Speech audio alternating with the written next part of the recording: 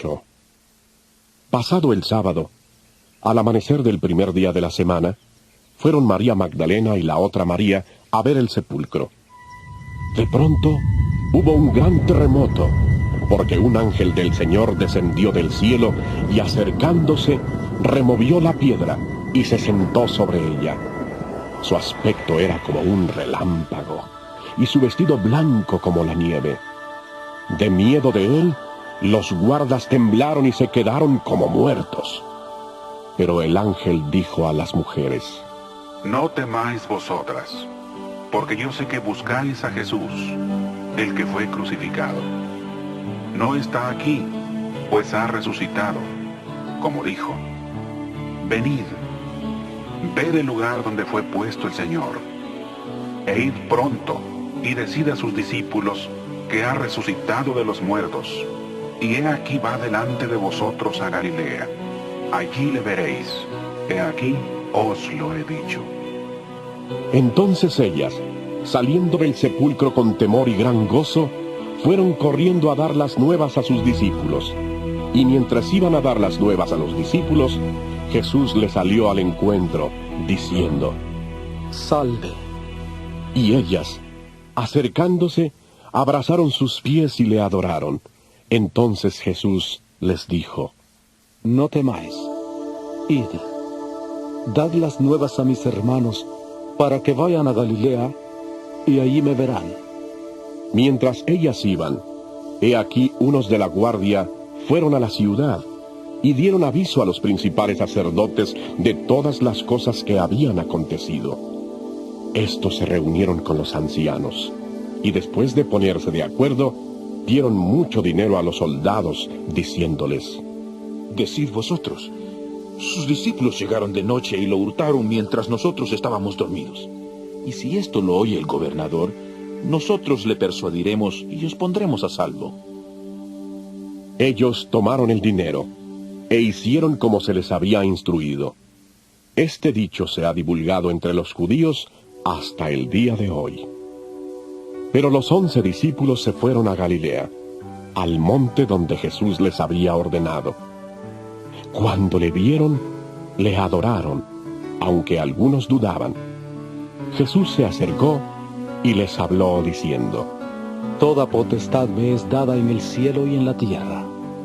Por tanto, id y haced discípulos a todas las naciones, bautizándolos en el nombre del Padre, del Hijo y del Espíritu Santo, enseñándoles que guarden todas las cosas que os he mandado.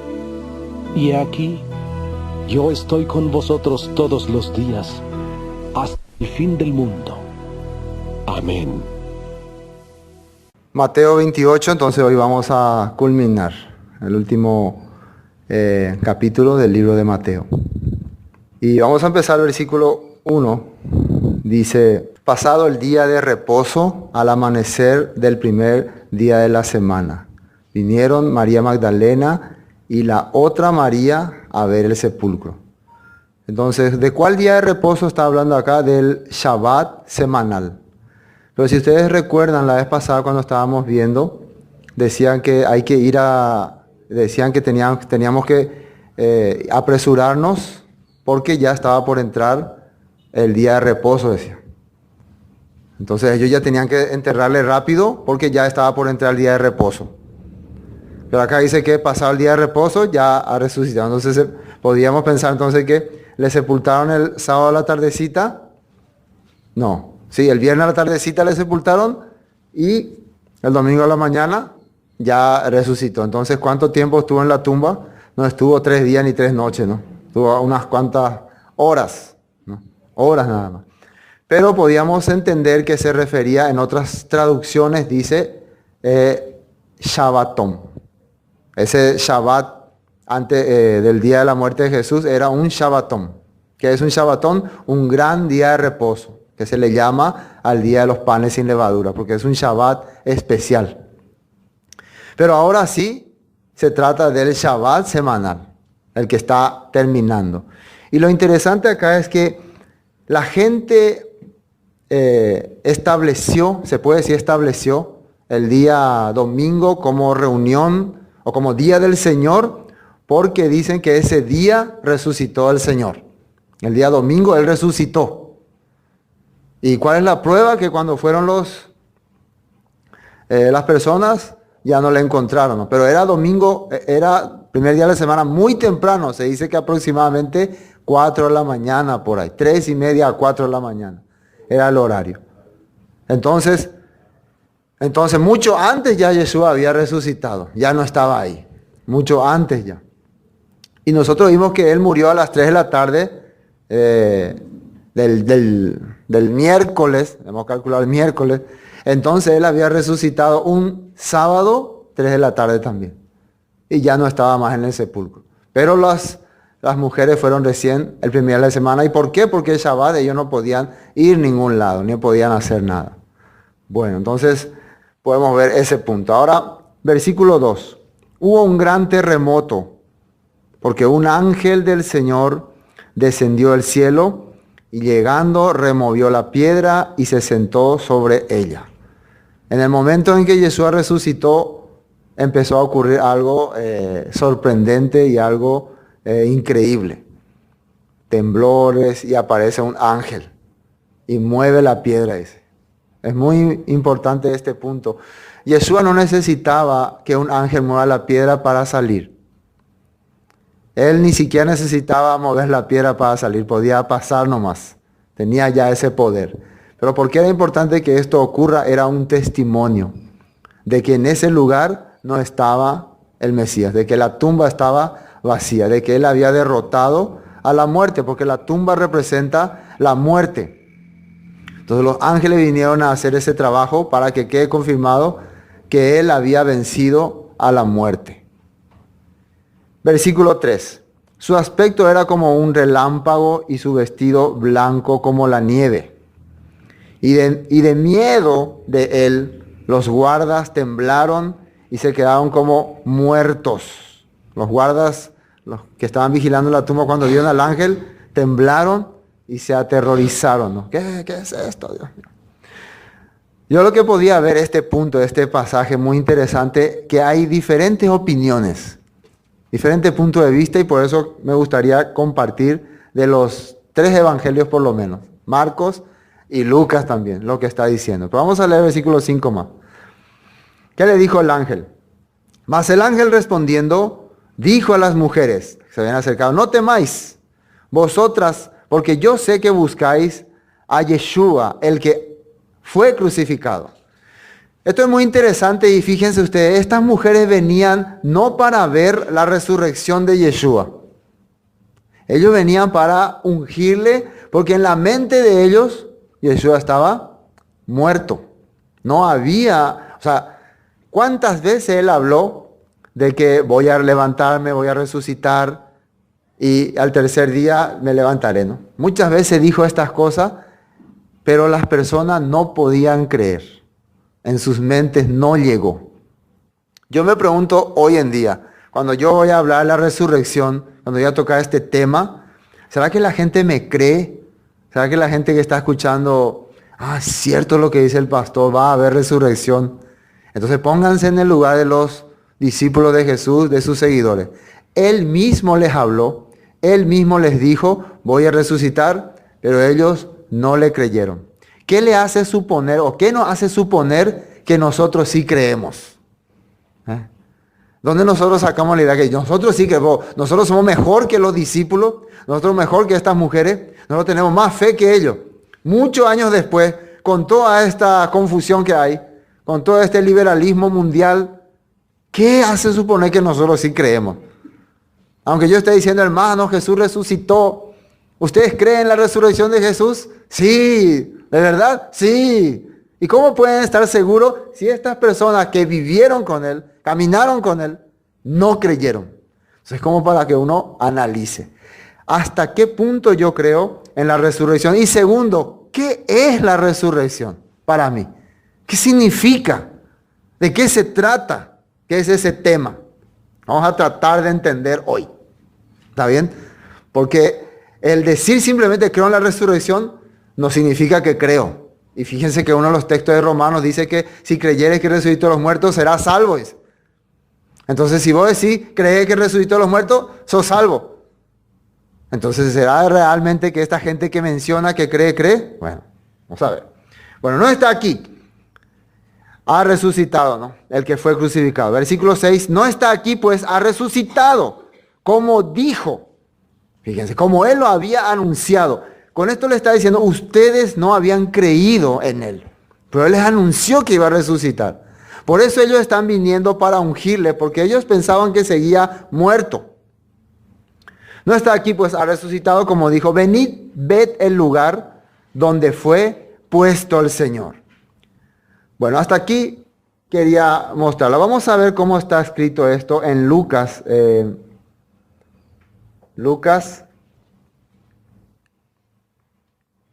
Primero Marcos, dejándonos hacer Marcos 16, 14, para ir en orden. Marcos 16, 14. Dice así, finalmente se apareció a los 11 mismos. Vamos a ir un poquito más arriba, antes que él aparezca. A ver, un poquito más. Ahí. Versículo 6, Marcos 16, 6. Mas él les dijo, no os asustéis, buscáis a Yeshua Nazareno, el que fue crucificado, ha resucitado, no está aquí. Mirad el lugar donde le pusieron. Pero id y decía a sus discípulos y a Pedro que él va delante de vosotros a Galilea, allí le veréis como os dijo. Este es el mandato que Yeshua le está diciendo. Él no está aquí, él ya ha resucitado, ni siquiera se les presentó. Pero díganle a los discípulos y a Pedro que le esperen en Galilea. ¿Dónde es Galilea? Es la región del norte de Israel, donde Yeshua comenzó su ministerio. Versículo 8. Y ellas se fueron huyendo del sepulcro porque les había tomado temblor y espanto. Ni decían nada a nadie porque tenían miedo. Habiendo pues resucitado Jesús por la mañana, el primer día de la semana, apareció primeramente a María Magdalena, de quien habían echado 7 demonios. Y yendo ella lo hizo saber a los que habían estado con él, que estaban tristes y llorando. Ellos cuando oyeron que vivía y que había sido visto por ella, no lo creyeron. ¿De quién están hablando? De los discípulos. Nuestro maestro resucitó, nuestro maestro vive. Y estas personas, los discípulos, estás loca, no tiene sentido lo que dice, no es cierto, no podían creer. ¿Y cuál es uno de los requisitos para ser salvo? Si creyeres que Jesús resucitó a los muertos, serás salvo. La pregunta, ¿estos discípulos entonces son salvos? ¿Hasta aquí son salvos? Qué raro, ¿no? Difícil de decir eso. Pero son salvos, son discípulos de Jesús. Pero el apóstol Pablo dice que si creyeres que Jesús resucitó a los muertos, serás salvo. Y ellos no creen que Jesús resucitó de los muertos. Qué terrible, ¿no? Qué terrible. Pero después, versículo 12, apareció en otra forma a 2 de ellos que iban camino yendo al campo. Estos son los discípulos de Emaús, ¿no? También que ya se iban, también que dijeron que creyeron, que pensamos que era el que iba a resucitar, todo, que era el que había de venir. Todo era falso, había sido. Imagínense, 3 años y medio escuchando la enseñanza del maestro y como cierre no creemos en él. Esto para mí es como para pensar, porque nosotros estamos escuchando la palabra constantemente. ¿Qué nos hace suponer de que hasta el fin vamos a creer? Es como para analizar también hasta dónde yo estoy creyendo la Biblia y la palabra. O va a llegar el tiempo en que también me voy a desilusionar y decir todo era mentira, todo era falso. Bueno, aquí ocurrió así. Versículo 13. Ellos fueron y lo hicieron saber a los otros y aún a ellos creyeron. Y ni aún a ellos creyeron, perdón. Finalmente se apareció a los 11 mismos, estando ellos sentados a la mesa y les reprochó su incredulidad. Y acá está la clave, dureza de corazón, porque no habían creído a los que le habían visto resucitado. ¿Por qué es que una persona no puede aceptar y creer la palabra de Dios? Porque tiene duro el corazón. ¿Y qué es lo que provoca la dureza del corazón? Muchas veces en la falta de fe, la falta de humillarte delante de las demás personas.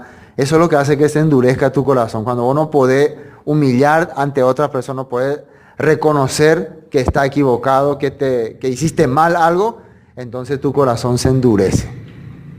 Entonces podemos ver qué tipo de discípulos eran estos. Incrédulos y con corazón endurecido. ¿Siguen siendo salvos? Difícil, ¿no? Recuerden que Faraón era de corazón duro y no pudo cambiar su corazón. Pero para que vean ustedes la misericordia que tiene nuestro Salvador. Después, versículo 15. Y les dijo, id por todo el mundo y predicad las buenas nuevas a toda criatura. El que creyere y fuere bautizado será salvo, mas el que no creyere será condenado. Y atiendan bien el mandato que le da, porque vamos a leer lo mismo en Mateo. Pero atiendan bien este mandato. ¿Cómo le está diciendo que hagan? Versículo 15, y les dijo, id por todo el mundo y predicad el evangelio, la besorá, las buenas nuevas, que es la restauración de Israel. Recuerden que el evangelio es la restauración de Israel, el rescate de las ovejas perdidas, el regresar a las raíces. Eso es lo que le está diciendo. El que creyere y fuere bautizado será salvo. Requisitos: creer la restauración de Israel y ser bautizado. ¿Qué era ser bautizado? Dejar tu antigua creencia, dejar tu antiguo sistema y empezar a ser parte del pueblo de Dios. Y por eso se hacía un acto simbólico de sumergirse en el agua, que representaba también a lo que Israel hizo cuando dejó Egipto y se sumerge en el Mar Muerto y después sale, y cuando Faraón le persigue con su ejército, ellos son ahogados. Significa que tu pasado ha terminado. Bueno, ese será salvo, dice. ¿Salvo de qué? Salvo de este sistema, salvo de este mundo. Después, más el que no creyere será condenado. ¿Condenado a dónde? ¿Condenado de qué? ¿Qué es la condenación? La condenación es no ser parte del pueblo de Dios. Porque los que no sean parte del pueblo de Dios van a recibir el juicio de Dios. ¿Quieren saber cómo termina eso? En Apocalipsis capítulo 20 y 21 está diciendo que todas las naciones al final se van a enfrentar al pueblo de Dios. Y Dios va a tirar del cielo fuego que los consuma. Así va a tirar. 17. Y estas señales seguirán a los que creen en mi nombre. Echarán fuera demonios, hablarán nuevas lenguas, tomarán en las manos serpientes, y si bebieren cosa mortífera no les hará daño. Sobre los enfermos pondrán sus manos y sanarán. Y el Señor, después que les habló, fue recibido arriba en el cielo y se sentó a la diestra de Dios. Y ellos, saliendo, predicaron en todas partes, ayudándoles el Señor, confirmando la palabra con las señales que le seguían. Amén. Hay algunas personas que piensan que si te muerde una víbora y no te pasa nada, entonces vos estás confirmando esa señal. Pero la verdad es que si te muerde una víbora porque está predicando el evangelio y te muerde porque te quería destruir, Dios puede evitar que no te muera. Pero si vos mismo te vas y te le presentás a la víbora para que te muerda, a ver, quiero saber si yo soy una persona que tengo las señales de Dios. A ver, víbora, muérdeme. Entonces eso sería como tentarle a Dios. Igual, hay personas que Dios prepara el que pueda manifestar diferentes tipos de dones como lengua o como sanidades. Pero si vos querés mostrar a la gente que tenés señal, si vos querés manifestarle, vean que yo tengo señal, y vos mismo empezás a buscar esas lenguas, le aseguro que Satanás también va a poner en sus corazones esa lengua. Si querés mostrar. Escuché en muchos lugares, hermanos, tienen que tener los dones, tienen que hablar en lengua para que se manifiestan. ¿En serio? ¿Tienen que tener? No. Si Dios quiere, para su evangelio, para transmitir la palabra, Él va a poner en ustedes ese don de lengua. También la sanidad. No tienen que procurar sanarle a nadie. Ustedes quieren, si Dios quiere que se sane una persona, que sea parte de la señal de que estás predicando el evangelio, entonces se va a sanar. Pero ni siquiera vos estás predicando el evangelio, ni siquiera estás hablando de la restauración de Israel, ni siquiera entender el plan de Dios, pero querés tener esta señal. Entonces te aseguro que Satanás también va a trabajar en tu vida para darte toda esta señal. Para poder mostrar estas señales, y te va a confundir. Eso es muy importante entender. Por eso dice confirmando Esto es el mandato que le dio Yeshua. Vamos a ver, según Lucas, qué les dijo. Ahí Lucas va a ir aclarando más de qué se trata todo esto de las señales después de la resurrección. Lucas capítulo 24. Lucas capítulo 24. Mientras ellos aún hablan, mientras estaban discutiendo, dicen, estas cosas, versículo 36, perdón, 24, 36. Mientras ellos hablaban de estas cosas, Yeshua se puso en medio de ellos y les dijo, Shalom Alejem, paz a vosotros. Dijo, entonces espantados y atemorizados, pensaban que veían un espíritu. ¿Qué es esto? Un espíritu. Así no. Pero él les dijo, ¿por qué estáis turbados?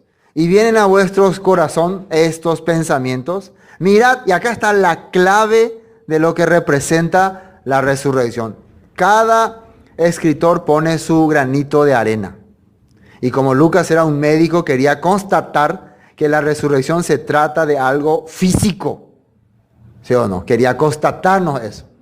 Fíjense, mirad mis manos y mis pies, que yo mismo soy. Palpad, ¿qué quiere decir eso? Pepocó sereje. Y ved, porque un espíritu no tiene carne ni huesos. ¿Qué va a tener una persona cuando resucite? Según este texto, ¿qué va a tener? Carne y hueso. No menciona sangre. Y ya saben ustedes por qué, ¿no? Porque la sangre ya se derramó, ya fue derramada. Carne y hueso. Como veis que yo tengo. Entonces, el primero que te tiene que sorprender es que la persona resucitada, porque Yeshua es la primicia de la resurrección, tiene carne y tiene hueso. Segundo, y diciendo esto, les mostró las manos y los pies. Y como todavía ellos de gozo no creían y estaban maravillados, y esto es lo más importante, les dijo, ¿tenéis aquí algo de comer? Segundo punto muy importante de la resurrección. ¿Tenés carne y hueso? Sí, puede ser un ser con carne y hueso, pero todavía estoy confundido. Bueno, ¿tienes algo de comer? Solamente un ser vivo puede pedir comida. Un ser que necesita vida. Y él pidió comida. Entonces los que resuciten, ¿comerán o no comerán otra vez? Sí, si ustedes están creyendo que Jesús resucitó a los muertos y serán salvos, están viendo, ¿no? ¿Qué es resucitar entonces? Entonces, si la resurrección es falso, si no existe resurrección, si morimos y se acabó ahí, o si nos vamos a volar en el cielo y ahí estamos ahí en la gloria solamente disfrazados de ángeles, entonces no tiene sentido esto que estamos leyendo. Versículo 42. Entonces le dieron parte de un pez asado y un panal de miel. Y él tomó y comió delante de ellos, así les mostró, un pescado y miel. Y les dijo, acá está. Estas son las palabras que hablé estando aún con vosotros, que era necesario que se cumpliese todo lo que está escrito de mí en la Torá, en la ley de Moisés, en los profetas y en los salmos. Entonces, cuando vos querés ser una persona que lleva las señales de la resurrección, las señales de la tarea que dio Yeshua a sus discípulos, si vos querés ser una persona que está manifestando poder de Dios, tenés que entender que todo eso estaba escrito de él en la Torá, en los profetas y en los salmos. Pero si vos estás diciendo desde el púlpito, la Torá fue abolida, el Antiguo Testamento ya pasó, eso ya era para antes, ¿qué clase de señales te pueden acompañar a vos? Sos totalmente un opositor a lo que está diciendo la Biblia del que tiene que cumplirse. Por eso podemos ver algo muy claro. El que va a llevar las señales del Mesías, la señal de su resurrección, todas estas señales milagrosas que mencionó Marcos, tiene que hablar de lo que estaba escrito de Yeshua en la ley de Moisés, en los salmos y en los profetas. ¿Está claro? Entonces, esa es la primera señal. Si manifestás muchos poderes, pero no está en tu vida, no estás hablando, no estás tocando el tema de la escritura, entonces esos poderes pueden venir también de otro ser, que tiene también esa facultad. Entonces, después de escuchar esto, ¿qué ocurrió? Miren, ya ha habido señales, ya resucitó, ya está comiendo, se le hizo tocar, pero después de qué se le abrió el entendimiento, después de que le mencionó Torá, profetas y salmos. Cuando ellos entendieron todo lo que está aconteciendo es parte de lo que está en la escritura, ¿qué ocurrió? Dice, entonces les abrió el entendimiento para que comprendiesen las escrituras. Al final, si una serpiente te muerde y no te hace nada porque estás hablando en la escritura, si tomas veneno y no te hace nada porque estás hablando en la escritura, el milagro está en que la escritura sea entendida. Ese es el milagro. ¿Entienden? ¿Entienden? Si entienden, no necesitan entonces ser mordidos por serpientes ni beber cosas mortíferas, porque ya están entendiendo. Eso es importante. Dice, y les dijo, así está escrito y así fue necesario que el Mesías padeciese y resucitase de los muertos al tercer día. Y que se predicase otra vez en su nombre, que se predicase en su nombre el arrepentimiento y el perdón de pecados en todas las naciones, comenzando desde Jerusalén, y vosotros sois testigos de estas cosas. He aquí yo enviaré la promesa de mi Padre sobre vosotros, pero quedaos vosotros en la ciudad de Jerusalén hasta que seáis investidos de poder desde lo alto. Se refería al tiempo de Shavuot, cuando iba a venir sobre ellos el poder del Ruach HaKodesh, del Espíritu Santo. Y los sacó afuera hasta Betania, y alzando sus manos, los bendijo. Y aconteció que, bendiciéndolos, se apartó de ellos y fue llevado arriba al cielo. Ellos, después de haberle adorado, volvieron a Jerusalén con gran gozo y estaban siempre en el templo alabando y bendiciendo a Dios. Acá está todo resumido. Recuerden que después de que Jesús resucitó, estuvo 40 días con ellos. 40 días compartiendo allá por Galilea, allá por el monte Hermón. Hay algunos que dicen que ahí en el monte Hermón es donde Él ascendió. En el monte que se les había transfigurado. Ahí es donde Él ascendió al cielo. Bueno, volvamos a Mateo. Volvamos a Mateo. Vimos dos cosas muy importantes en Lucas de lo que Yeshua mandó. Vamos a ver si Mateo menciona lo mismo o hay alguna alteración. Versículo 7. Id pronto y decid a sus discípulos que ha resucitado. Y he aquí va delante de vosotros a Galilea, allí le veréis, he aquí os lo he dicho. Entonces ellas, saliendo del sepulcro, con temor y gran gozo, fueron corriendo a dar las nuevas a sus discípulos. Y mientras iban a dar las nuevas a los discípulos, he aquí Jesús, Yeshua, les salió al encuentro diciendo Shalom. Acá en otra versión yo encontré que dice Shalom, acá dice salve. Shalom, ¿qué quiere decir? Hola, saludo, paz a ustedes. Y ellas, acercándose, abrazaron sus pies y le adoraron. Entonces Yeshua les dijo, no temáis, id y dad las nuevas a mis hermanos para que vayan a Galilea y allí me verán. Mientras ellas iban, y acá ocurrió algo interesante, vamos a leer esta parte y después terminamos. Mientras ellas iban, he aquí unos de la guardia fueron a la ciudad y dieron aviso a los principales sacerdotes de todas las cosas que habían acontecido.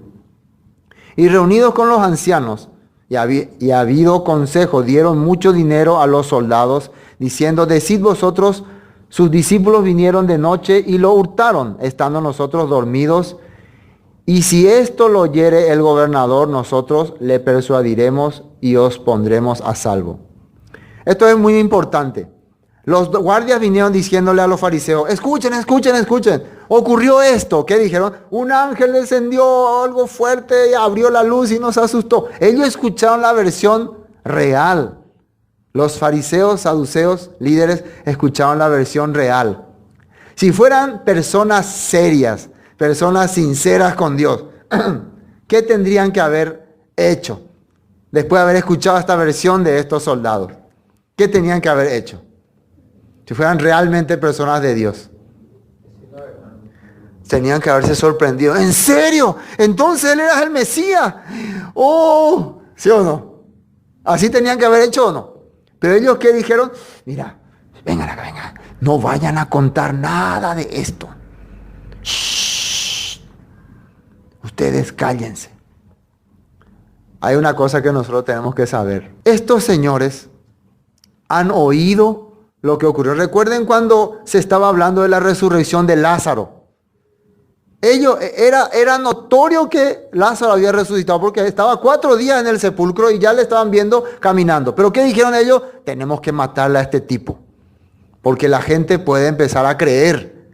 Entonces, la religión organizada no está a favor de la verdad, eso es claro. Siempre va a estar a favor de la mentira y siempre va a tener sus defensores que le gusta defender la mentira. Eso es la verdad. Eso es la verdad.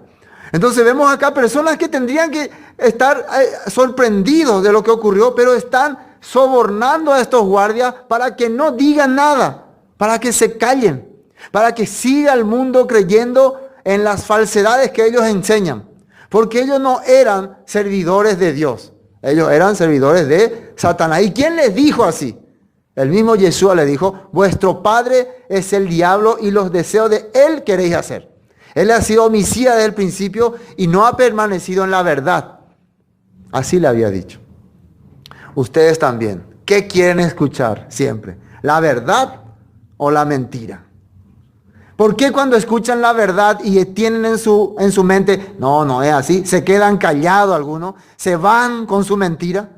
¿Por qué no se animan algunos a abrir, a debatir? Hay pesa, o a mí no me enseñaron así, o yo no creo así, para mí no es así. ¿Por qué se quedan callados y se esconden? Debatan, abran sus propuestas, pero no se escondan con la mentira, como hacían estos fariseos. En serio, ellos pagaban para que se difunda la mentira. Nosotros no tenemos nada que ocultar. Por eso tenemos que decir la verdad. Y vamos a entrar más a fondo. Bueno, al final, ¿qué dijeron? Versículo 15. Y ellos tomando el dinero, hicieron como se los había instruido. Este dicho se divulgó entre los judíos hasta el día de hoy. Y esto hasta hoy se sigue creyendo en el judaísmo. Por eso es que el judaísmo, lastimosamente, está metido en mucha falsedad y en mucha mentira. Pero la escritura así dice, ¿no? Nosotros vemos también. Si empezamos a analizar el judaísmo tradicional, veremos que hay un montón de cosas que ni siquiera están en la Torá. Por lo menos en eso ya podemos darnos cuenta que puede ser que no le podemos reclamar algo que esté en el Nuevo Testamento. Por ejemplo, hey, señor rabino, acá en Romanos dice así, de balde vamos a discutir con ellos eso. Acá en Hechos dice el señor rabino así, no podemos. Pero sí, en la Torá dice.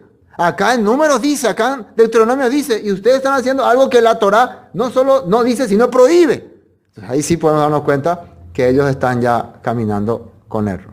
Y cuanto más el cristianismo tradicional, peor, ¿no?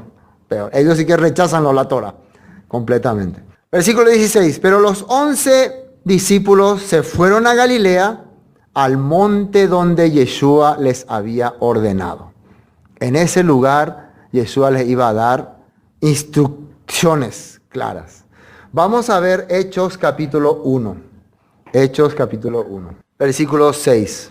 Fíjense, Yeshua ya resucitado. Vamos a un poquito más arriba, desde el 1:1. ¿Cómo arranca esto? ¿Cómo arranca la charla? Versículo 1. El primer tratado, Teófilo, es lo que Lucas está escribiendo, ¿no? A quien le relata esto. Teófilo, hablé acerca de todas las cosas que Yeshua comenzó a hacer y enseñar hasta el día que fue recibido arriba después de haber dado mandamientos por el Espíritu Santo a los apóstoles que habían escogido, a quienes también después de haber padecido se presentó vivo con muchas pruebas indubitables, apareciéndoles durante 40 días. Acá está diciendo, ¿cuánto tiempo Él se les apareció a los discípulos? 40 días. Y hablándoles acerca de ¿qué? Del reino de Dios. Entonces el tema que nosotros como discípulos de Yeshua tenemos que hablar constantemente es acerca de este reino. ¿Cómo es este reino? ¿De qué se trata? ¿Qué va a haber en este reino? ¿Qué hay en este reino? Pero la gente, no, solo la cruz, mira, solo la cruz. Ahora los discípulos que hemos creído en la resurrección, tenemos que hablar de este reino. Eso es lo que estamos haciendo. Y fíjense, hablando del reino de Dios. Y estando juntos les mandó que no se fueran de Jerusalén, sino que esperasen la promesa del Padre, la cual les dijo, oísteis de mí. Porque Juan ciertamente bautizó con agua, mas vosotros seréis bautizados con el Ruach HaKodesh, con el Espíritu Santo, dentro de no muchos días. Entonces, los que se habían reunido le preguntaron, diciendo, ¿qué es lo que le preguntaron? Después de que le habló durante 40 días del reino, lo maravilloso que va a ser, ¿qué conceptos habrá quedado ellos entonces de esos 40 días de lo que habrán oído? Entonces estaremos en el cielo y volaremos como palomas y nuestras almas estarán allá y habrá calles. ¿Cómo? Ese concepto después de 40 días. 40 días le estuvo hablando del reino de Dios. Quiere decir que durante 40 días les dijo, y estarán ángeles aquí, ángeles allá, paraíso, volarán. Entonces ellos tenían que tener ese concepto, ¿sí o no? Pero fíjense lo que le preguntan 40 días después. Entonces los que se habían reunido le preguntaron diciendo, Señor, ¿restaurarás el reino de Israel en este tiempo? Y si vos no conocés la Torá, los salmos y los profetas, no vas a entender qué significa esta pregunta. Ay, pastor, mas si oye, me hacemos otro. Muy cosé mía. ¿Sí o no? No vamos a entender. Ellos no le están hablando, entonces nosotros iremos al cielo y volaremos como palomas. No le están hablando así. Entonces, ¿cuándo es que vamos a estar entre las nubes volando, tocando arpa? Tampoco le habló así. Después de 40 días de que le habló del reino, le dijo, entonces llegará en este tiempo la restauración. ¿Qué es el reino y qué es restaurar? Restaurar quiere decir algo que ya estaba, pero se descompuso. ¿Sí? Se perdió, se enfermó, se malogró. Entonces hay que restaurar, volver a ponerlo en su estado original. ¿Sí o no? Entonces, ¿qué fue lo que Dios estableció en la tierra y después se quebró? Primero estableció el Edén, el huerto de Edén, con Adán a la cabeza y gobernando todas las cosas. Pero vino Satanás y le dio la desobediencia y eso se quebró. Se acabó el dominio del hombre sobre el Edén y Satanás se apoderó de la humanidad. Después Dios establece a su pueblo elegido para restaurar el Edén. ¿Y a dónde le envía a su pueblo? Cuando le libera de Egipto, le envía a la tierra prometida, a la tierra de Canaán, donde al principio estaba el Edén. ¿Para qué? Para que saque a ese pueblo corrupto y corrompido, que eran descendientes de estos ángeles caídos, nefileos, de demonios. ¿Y con qué objetivo? Restaurar esa tierra. ¿Y cuál era el plan de Dios? A través de esta nación, Israel, bendecir a las naciones. ¿Sí o no? Ese era el plan, ¿o no? A través de aquí, todas las naciones van a ser benditas. ¿Con qué cosa? Con la ley, con la Torá, con los mandamientos. Ese era el plan de Dios. Se logró eso en el tiempo de David. Las 12 tribus estaban juntas. David logró fundar la ciudad de Jerusalén, que es la ciudad amada que sale en Apocalipsis. Y también edificó el templo, que es el lugar donde Dios se manifestaría, dice la Biblia, a todos los pueblos. Así dice. Entonces, en el tiempo de David, el reino estaba establecido. 12 tribus, su ciudad, su templo. Pero ¿qué ocurrió? Hubo un quebranto del corazón, una desobediencia. Salomón pecó, Salomón transgredió los mandamientos y el reino fue dividido en 2 pedazos. Judá y la tierra del norte. ¿Sabían eso? La tierra del norte, con el tiempo, ¿qué hicieron? Se llamó Efraín o casa de Israel. Empezaron a cambiar las fechas que Dios había establecido para las celebraciones y demás cosas. Empezaron a adorar ídolos, adoraron becerro de oro y empezaron a corromperse. Durante muchos años Dios les daba oportunidad de cambiar. Fueron enviados el profeta Elías, el profeta Eliseo, pero ellos no cambiaron. Finalmente viene el rey de Asiria, los conquista, los derrota y los esparce por el mundo. ¿A quién? A la casa de Israel, las 10 tribus del norte. Queda en el sur Judá, porque ellos siguieron siendo fieles a la Torá, al templo y a todas las palabras. Entonces quedan ellos establecidos. Pero las demás se pierden y ya no hay más reino de Israel. ¿Están entendiendo hasta acá, no? Estoy haciendo un resumen rápido. ¿Qué ocurre? Finalmente Judá también peca en el tiempo de Jeremías y viene Babilonia y rompe el reino de David, que Dios dijo que iba a estar perpetuamente, pero él ahí se rompe y son llevados cautivos a Babilonia, pero Dios les promete que por un tiempo limitado. 70 años después, ellos regresan a Jerusalén, a Judá, y ahí empiezan nuevamente a esperar la promesa. ¿Qué promesa ahora ellos esperan? La promesa de una persona que venga, de un Mesías que venga a restaurar todas las cosas. Esa es la promesa que ellos esperan. ¿Ahora están entendiendo por qué esta pregunta? ¿Están entendiendo por qué esta pregunta? Por eso Yeshua, cuando empieza su ministerio, ¿qué les dice? El tiempo se ha cumplido, arrepentíos y creed en el Evangelio. Es el tiempo de restaurar todas las cosas. Arrepentimiento, ¿qué quiere decir? Teshuvah, regresen, vuelvan. Entonces Yeshua empieza a hablarles de que el tiempo de regresar. Pero ¿qué hacía falta para que ellos puedan ser perdonados y puedan ser redimidos? Hacía falta que se pague el precio de sus pecados. Por eso Yeshua tenía que morir. ¿Entienden? ¿No? Entonces, hasta ese punto ellos, antes de que Jesús muera, no estaban entendiendo muy bien ese plan de Jesús de morir. Pero después de que murió y resucitó, entendieron, era necesario que Él muera. Él los aclaró por la Escritura eso. Pero ya resucitó, ya estuvo 40 días con ellos, ya les enseñó todas las cosas. ¿Qué falta ahora? Ya no falta más entonces que muera otra vez por nuestros pecados, porque ya murió y ya resucitó. ¿Qué falta ahora? ¿Cuál es la segunda tarea del Mesías? Restaurar. Entonces ahora entienden por qué le preguntaron esto. ¿Restaurarás a Israel en este tiempo? Ya moriste por nuestro pecado, ya pagaste el precio del pecado, ya resucitaste, ya solamente según la Escritura te falta una cosa. Ahora lo que nosotros no sabemos es cuándo, pero sabemos qué tenés que hacer. Sabemos que tenés que restaurar a Israel. Por eso le preguntan, ¿en este tiempo? Y ahí está la pregunta también. ¿Por qué no podía ser restaurado ya Israel en aquel tiempo? ¿Qué faltaba?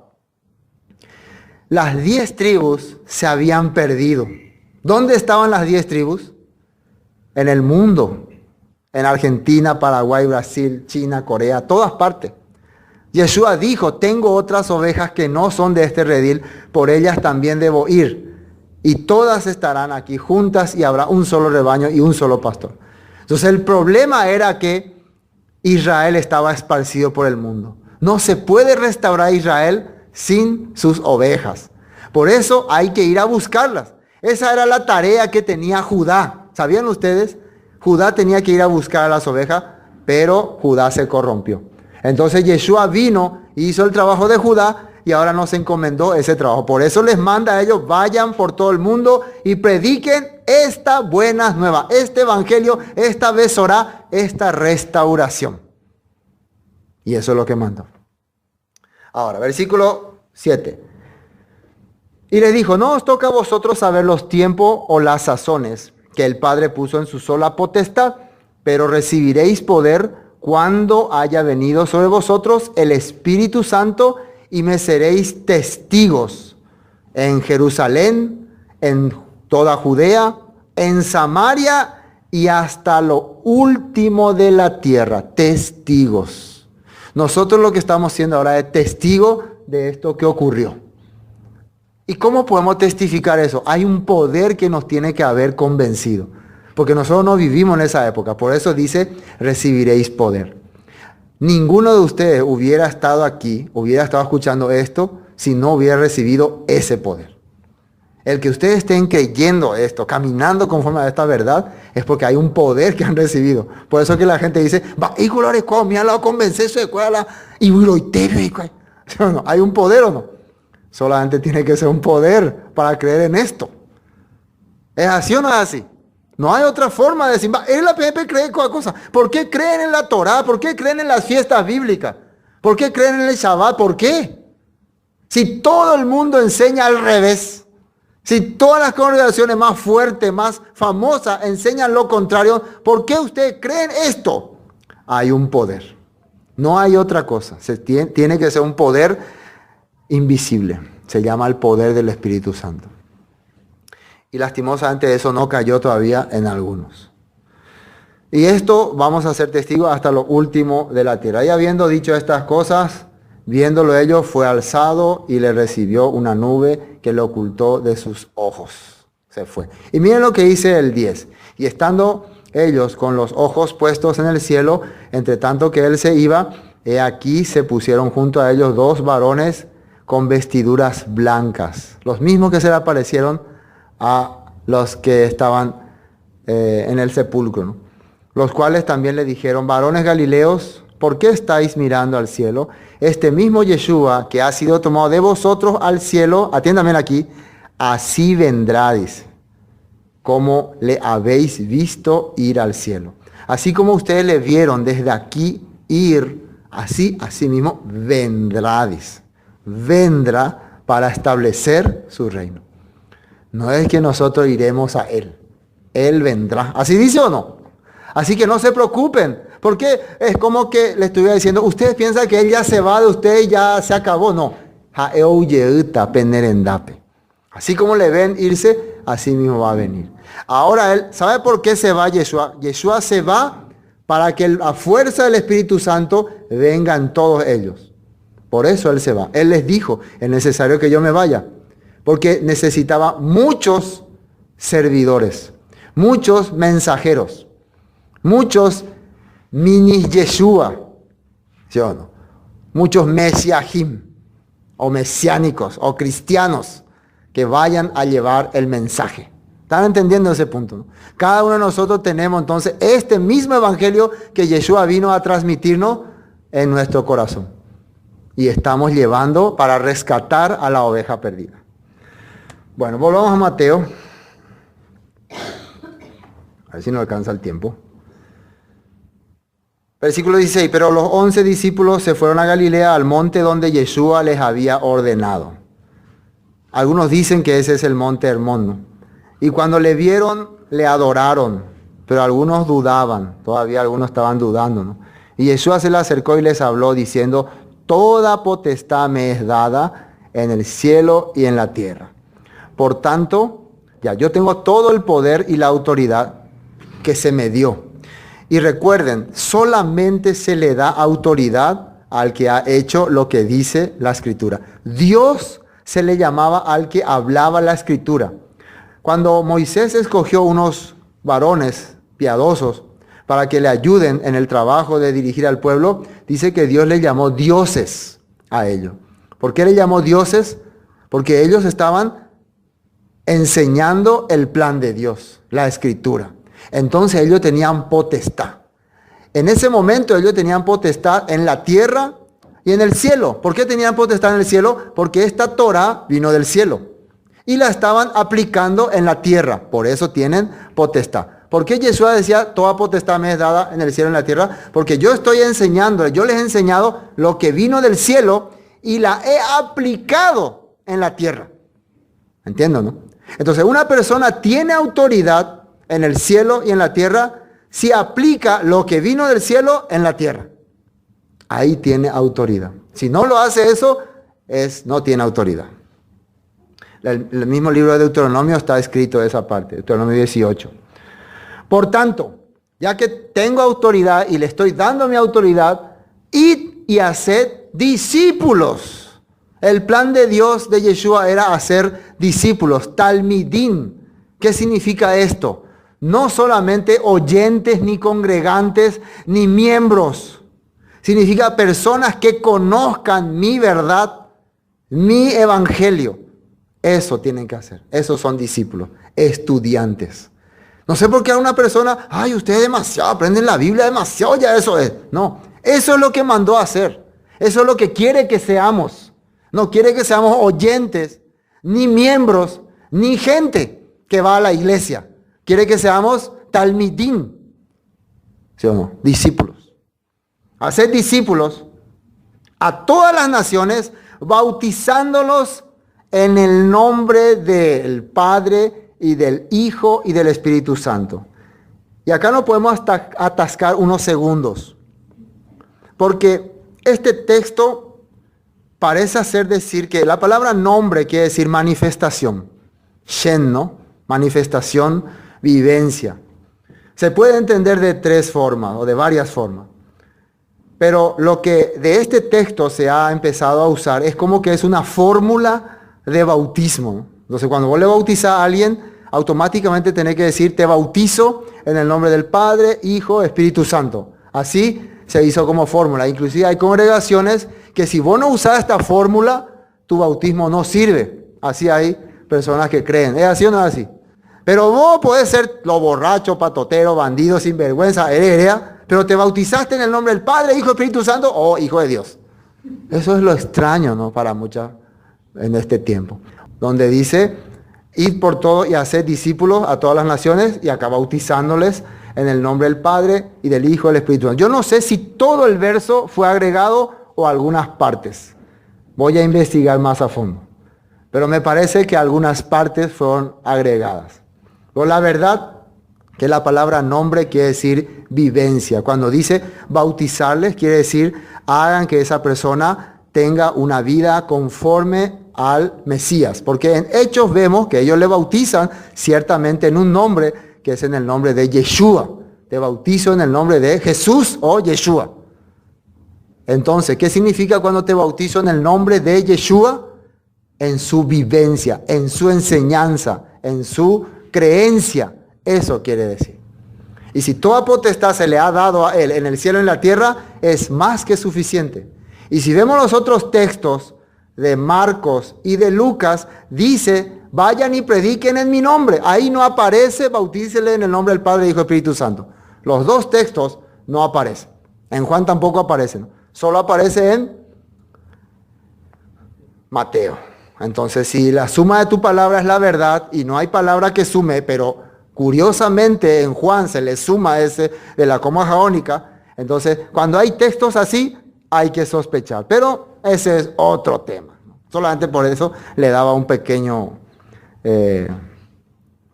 comentario. Bueno, versículo 20. Ahora, ¿qué le manda Yeshua que haga? Después de que sean bautizados, y escuchen bien, bautizado es salir de este mundo corrupto y entrar en el mundo de Dios, como los israelitas cruzaron el Mar Rojo. Después de esto, enseñándoles que guarden todas las cosas que os he mandado. Ese es el trabajo de los discípulos, enseñarle todas las cosas que ha mandado. ¿Ustedes quieren saber qué Jesús ha mandado? Lean todo el capítulo de Mateo. Hemos estudiado 1 año y medio Mateo. Hoy estamos terminando. ¿Quieren saber todo lo que ha enseñado? Entonces empiecen a escuchar otra vez desde el capítulo 1. Y ahí van a saber todo lo que le ha mandado. Porque es fácil decir, sí, hay que enseñar todo lo que Jesús ha mandado. Ni siquiera sabe qué es lo que ha mandado. Ni siquiera entender. Solamente de ayuda a memoria les voy a hacer recordar una de las cosas que él mandó, que fue, yo no he venido a abolir la Torah, sino a cumplirla. ¿Sí o no? Y todo aquel que haga y las enseñe será grande en el reino de los cielos. Y cualquiera que no las haga y no las enseñe, será, en otra versión ahí dice, será cortado. Eso es una de las cosas que él enseñó, ¿no? Una nomás. Otro punto que era, ustedes, que le dijo a los fariseos, quebrantan la Torá de Dios, las misbot, los mandamientos de Dios por vuestras tradiciones. Porque en el mandamiento dice, honra a tu padre y a tu madre, y ustedes han enseñado, puede ser abolido este mandamiento si ustedes dicen que van a servir a la iglesia.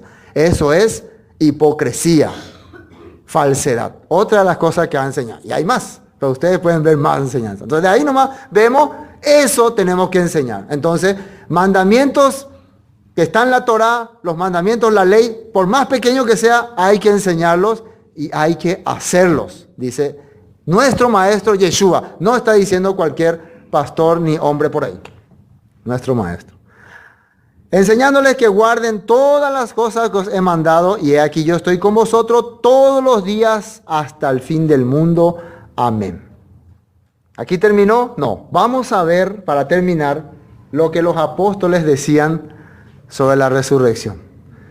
Empecemos con Hechos 17, 18. Hechos 17 y 18. Queda un poquito de tiempo. Dice, y algunos filósofos de epicúreos y de los estoicos disputaban con él, y unos decían, ¿qué querrá decir este palabrero? Y otros parece que es predicador de nuevos dioses. ¿Y cómo es que entendían? Esto es cuando Pablo estaba predicando en Atenas. ¿De qué está hablando este hombre? ¿Cómo es que entendía que estaba hablando de nuevos dioses?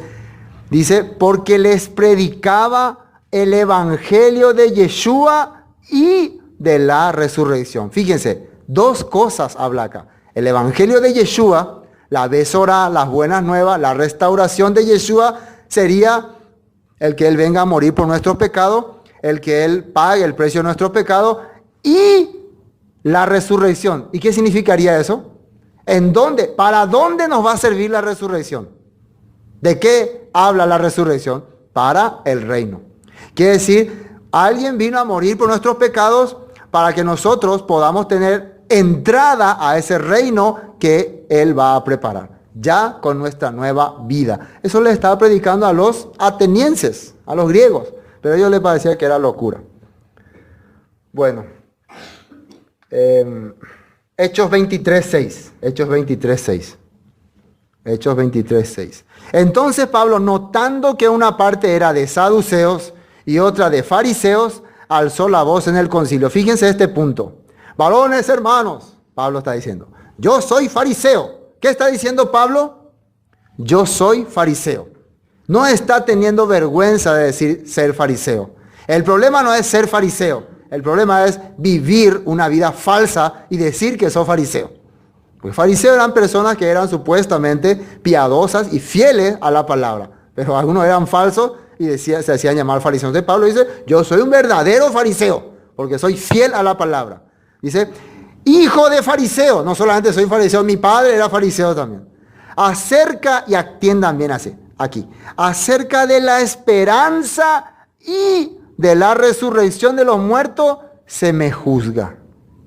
¿Por qué se le está juzgando? ¿Qué predicaba él? La esperanza. ¿Qué es la esperanza?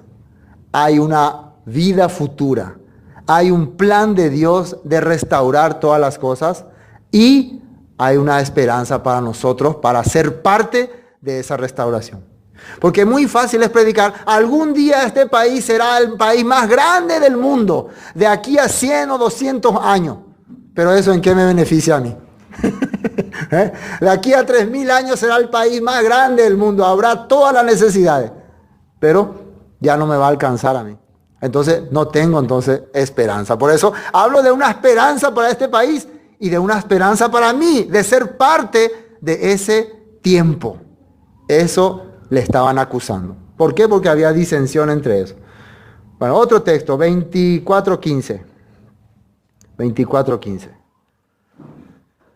Dice, teniendo esperanza en Dios, la cual ellos también abrigan, de que ha de haber resurrección de los muertos, así de justos como de injustos.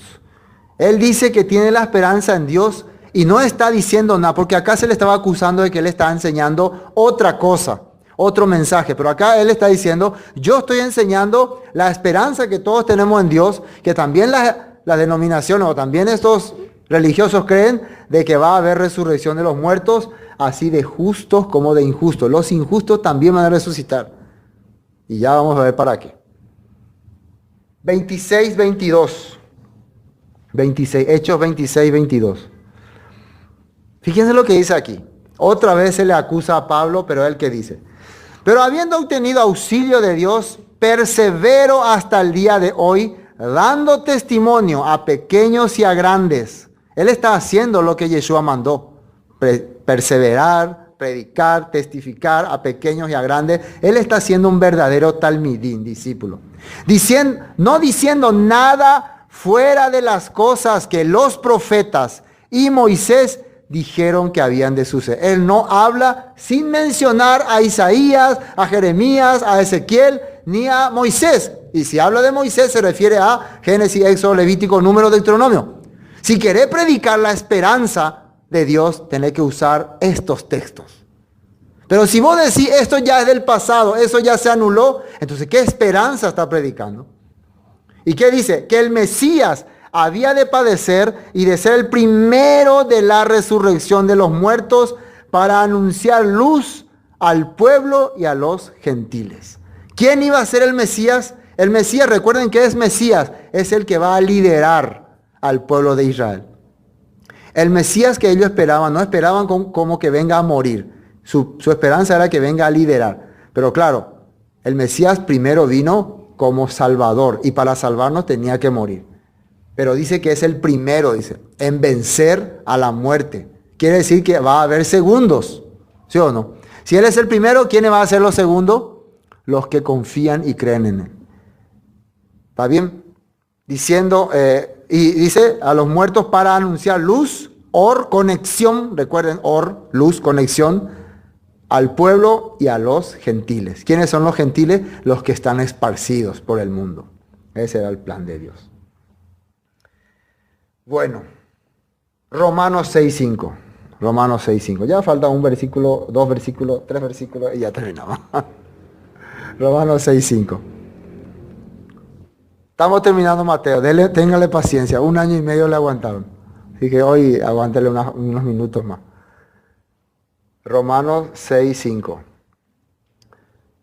Dice, porque si fuimos plantados, atiendan bien que esta resurrección ya está uniéndonos también. Si fuimos plantados juntamente con Él en la semejanza de su muerte, así también lo seremos en la de su resurrección. Si la muerte de Yeshua, de Jesús, representó también nuestra muerte, dice, a este mundo, al sistema, al pecado, de la misma forma su resurrección representará nuestra resurrección. Pablo está diciendo eso. No crean que Jesús murió, pagó y se acabó. No, Él resucitó, quiere decir que nosotros resucitaremos también con Él. Primera de Pedro 1:3. Primera de Pedro 1:3.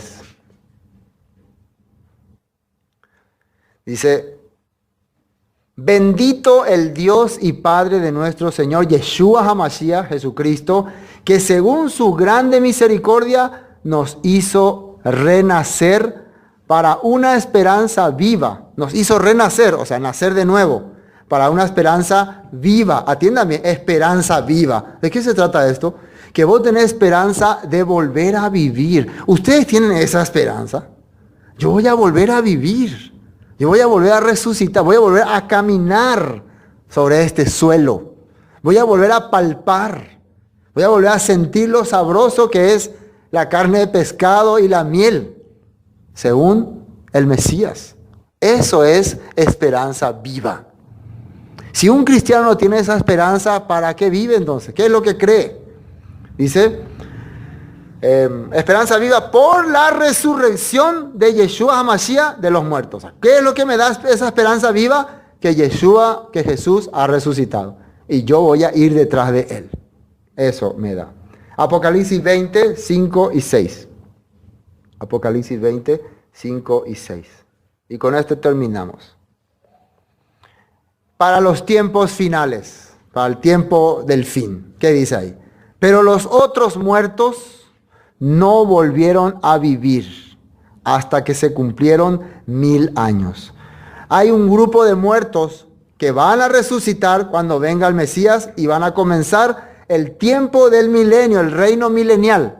Pero hay otro grupo de muertos que no van a volver a resucitar. ¿Quiénes creen ustedes que van a ser los que no van a volver a resucitar para el milenio? Precisamente los que no creían en el milenio, los que no creían en la restauración de Israel, los que andaban diciendo que eso es para los judíos, siendo que ni los judíos están creyendo bien en esas cosas, que eso es del pasado. Estas personas, Pepe Putata, se murieron con esa fe, de acuerdo a tu fe será hecho, te quedáis.